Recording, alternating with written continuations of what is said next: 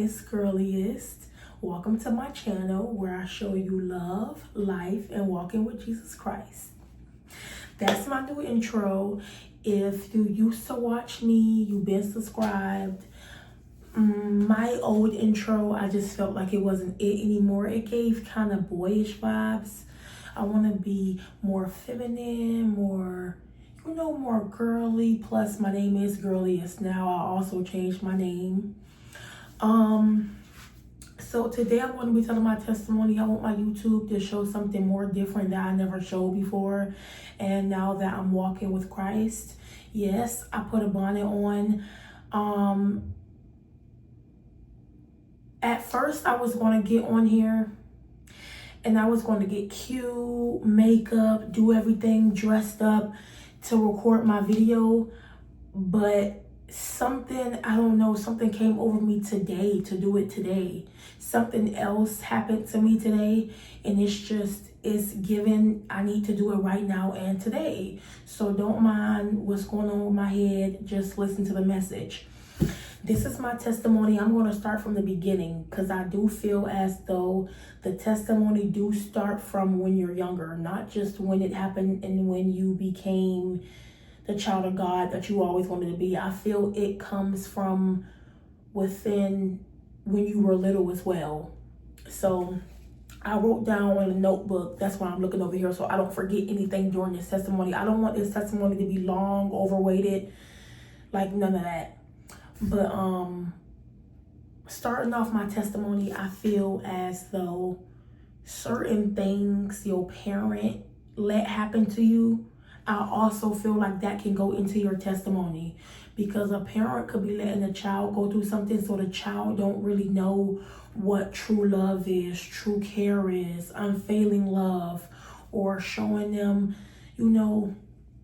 real respect for themselves, boundaries. So I really think it start off with the parents, just to say, because yes, it is you and what you decide to do when you're older, but it also starts from being in the household with your parents. So it's also with your parents that you go through as well. And I feel like when I was younger, I think because my mom didn't have the best life growing up, I think she tried to let her kids have a better life that she didn't have. So I think she allowed us to do certain things that a child shouldn't be doing in that matter, if that makes sense. So the first point I'm trying to say is parties. I feel like partying at 10, going to parties at 10 years old, it's just not it, in my opinion. Now that I'm older and I'm looking back, that was just crazy that I was going to parties at 10 years old. I just find that so crazy. And yes, little kids throw parties, but no, these were parties, doing stuff kids wasn't even supposed to be doing.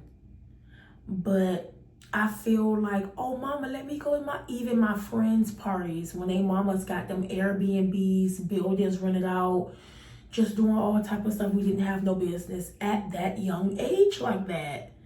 So I feel like that's something. My next point was concerts. I met multiple famous people, won't name them. I'm not here for that. But I feel as though what your kids watch on TV, what your kids listen to, what you allow your kids to do, that's also something to me. And not to just have this whole section blamed on my mama and daddy or my parents, period. It's just, it does start like that. And because when I hear people testimony, I hear them say, oh, I wanted to go to a party, or I wanted to do that, or I wanted to, but it really start with the parents. We have to be honest. We got to start really telling our testimonies and get down to the nitty gritty and really think. I was going to concerts, listening to nasty music, Steal Her Man, all type of stuff that I didn't even have business even listening to. So that's another thing. I feel like me fighting in school, into doing all that, letting people tell me stuff and getting mad and just going off on people. Like somebody would tell me something and I just snap. Oh, she said this about you. Oh, what you, oh. Like that's another thing. I also feel like, I also feel when you see a lot of stuff happening in your life, you want to do it. Like if you see a bunch of smoke and drinking around you, you would want to do that. All my life, I was around smoking and drinking my entire life. So yeah, I wanted to sneak off and take a little sip of my mama drink and all type of stuff, you know. So in the end of my 10th grade year, I started smoking, which I wish I never did. But I started smoking. I was smoking marijuana and I got addicted to it. I didn't want to accept the fact that I got addicted to it. But when I started spending my last bit of money that I worked so hard for and didn't even know how I was going to eat and was spending it on weed, that's when I knew it was, I had to finally say, I'm addicted to this. But I still didn't stop. I started drinking my 11th grade year. It was like, I'm not going to insert any videos because when I watch back my videos, I don't want to watch anything that I used to do. I just want to hear it and hear my testimony. But if I could insert it, y'all, I would drink liquor as in if it was water, not juice, but water. And that's just so crazy to me. And I was around other people who, even if I tried to stop smoking, they would still smoke. So I would hit the blunt.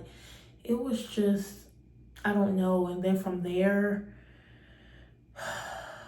my 12th grade year, when I turned 18, I started having sex, lost my virginity, and it just went downhill from there. Yeah, I was already smoking, drinking, partying, yeah. But I feel like once I started having sex and getting real boyfriends and basically living with them, and it just, I don't know. I don't know. It's just crazy to think of.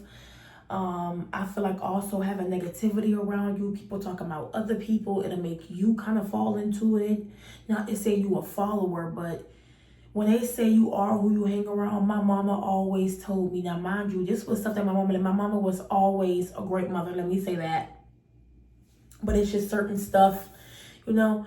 But my mama taught me life lessons that I never forget. My mama told me nobody is your friend. Your family is basically your friend. And I had to learn that the hard way. I had friends that did me dirty, all type of stuff. So that's something that I learned from her as well. I also learned from my mama that you are who you hang around. And I didn't want to believe it at first, young, arrogant. Oh, I'm not who, if I keep hanging around her, I'm not going to end up like that. And I found myself ending up feeling and being like the exact people that I didn't want to be around, who I didn't want to be like, but being around them would make you literally fall into it. Of course, not still around, but in aspects like that, you will. Like, I hung around people who smoked and finally fell into the smoking. I hung around people who drank all my life and I started drinking. I hung around people who, you know, did certain stuff and I ended up doing that as well. I hung around people who had sex. I ended up losing my virginity and was just one of that. It's so you are who you hang around. It's so many more lessons she taught me. But just not to say that she was just all a bad parent and they would just let me do anything.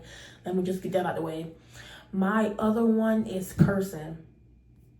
Y'all, growing up, my mama always had me in church, may I say, but I went to, not a church, I went to something called the Canaan Hall. And even like we would go during any weather, raining, whatever, we would still go. Our shoes would pop on the train tracks. We would put it back together, glue it back together. I mean, it don't matter what we did, we was going to the Canaan Hall. So I always knew about God. So that part, I am so proud of her for, because all her kids, my mama got 7 kids. And yeah. So yeah, my mind just, it's a lot going on because I never fully told my testimony to nobody and on camera, so bear with me. I don't want this to be cut up. I want it to be fully all out.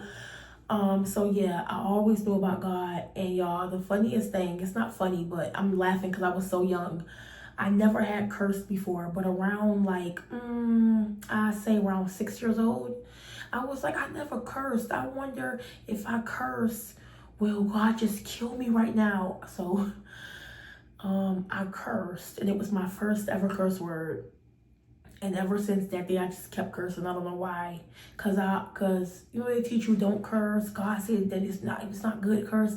But I thought if I cursed, something bad had happened to me. But when nothing bad happened, I just kept cursing. And from that day on forward, I cursed terribly. And it didn't take me until 2023 to finally stop cursing. So that's another thing.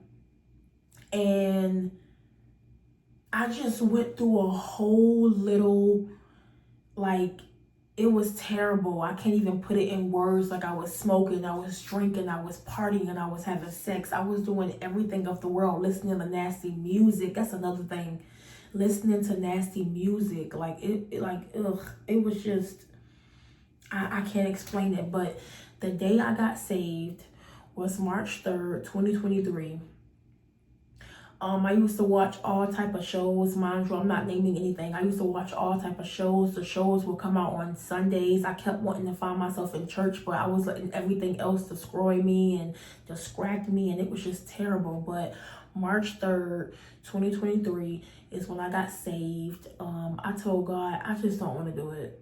I just can't take it no more now. Like, I used to take baths to, like, like, meditate on God's word. I was really trying to get into it. I was reading my Bible every day and everything. But on that day when I was in the tub, it's like my chest opened up. I never felt that feeling. It was like my chest opened up and I was just pouring my heart out to God and everything. And when I got out of the shower, it just felt like I was brand new again. Like I was back a kid again, if that makes sense. Like before I cursed, before I started being bad. I don't know, it just felt good. I can't describe the feeling. But I got out the tub. I deleted every app on my phone that had the bad shows, fighting, cursing, drinking, smoking. I deleted everything out of my phone. I still had like old videos of stuff of me and sexual stuff. I deleted everything like that. I deleted every picture I felt was nasty in my phone, anything sexual. I went on my Instagram. I took down all my pictures that showed my body. I had a whole twerking page. That's how bad it was. I was just everywhere showing my body, everything, a whole Twitter account, like everything. It was the whole nine. And I took everything down. I deleted everything. And I just started doing everything better. I just started working on myself. I stopped cursing completely. I started doing more Bible studies with my family. Everybody got together. It just felt more better. And like today, I just love the woman who I am today. I feel like I'm so much mature, so much smarter, so much wisdom. I just pray to God every day. I thank him every single day for the life that I live, for me to be able to wake up and worship him once again, for me to even still have my life. Like, it's just crazy how much stuff happens, and it is so much stuff can distract you during a day that your brain can't even function enough to even think of a Bible study, or you will get so caught up in the world that when somebody even bring up something, like, it wouldn't even, like, I always thought while I was still drinking and stuff, and one day I was cursing so bad in the store, and the lady looked back and she said, "Young lady, your mouth is so filthy." She said, "Do you know about God?" And I'm in my head like, she better leave me alone. So I walked off from her. But when I used to go to school, my teachers always said, "Do you kiss your mama with that mouth?" They say your mouth is so filthy. I never met a little girl who cursed as much as you. And my 8th grade year, when I was leaving middle school, we had shirts made and you can write stuff on it. And my teacher wrote, "Have a good," I think she said, "Have a good life, cursing queen." And around the time I thought that was so cute, I cursed her out, called her a B and everything. And she always was so nice about it. And I'm like, how is she not getting upset? It was just, and like when people would be godly, and I used to be like, how they so godly like that? Like I would try to talk about like drama, and they'd be like, oh no, I don't want to hear that. And I used to be like, how could they be so godly like that? But in this season in my life, I feel the same way. Like I cut a lot of people off who was still doing stuff that I did when I was in middle school. Like people are trying to hang out with me that I don't want to hang out with, and we only got memories from middle school that I don't want to hear about, or they'll put their drama on to me and now I gotta be in their drama. People who still fight, like y'all too grown for that. So I feel like I kind of let myself go to the world, but now that God brought me back, I'm just so happy. I'm working on myself. I'm going to lose weight. I'm going to make sure my health is good. I'm going to go to school. I'm going to just do anything where my life is just better. Excuse me for that. So yeah, not to make this video long, but I just had to get that out. It's just, I'm so happier now. Like today I got up. I read the Bible. I did my Bible study. I did everything. Like it just felt so good. I didn't scroll on social media. I posted my little stuff and then I got back off. So yeah, that's that. I just feel way more happier. I never thought that I could have so much fun being a Christian. Like, I always thought Christians are boring, or they just, do all type of, oh, this, that, and that, or you gotta do you. But when I really got into it, it's just goodness. I can't explain it. It's just so fun. It's so refreshing. Like it's no